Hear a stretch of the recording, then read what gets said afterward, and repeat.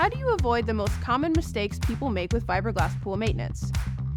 Ensuring the longevity and condition of your fiberglass pool requires a keen understanding of common maintenance mistakes. One prevalent error is the misconception that low maintenance means no maintenance at all. Contrary to this belief, all pools demand some level of care. Testing your pool water generally takes 2 to 5 minutes and is the most valuable thing you can do. Additionally, over-reliance on test strips can lead to inaccuracies in readings.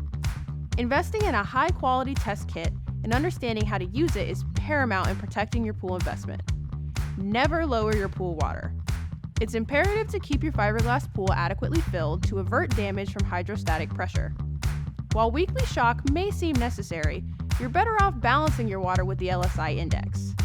Be cautious when selecting your pool products and completely steer clear of calcium hypochlorite in fiberglass pools. Ultimately, the responsibility lies with you to ensure your pool's well-being. So choose maintenance professionals wisely and ensure they adhere to the LSI index guidelines for optimal outcomes.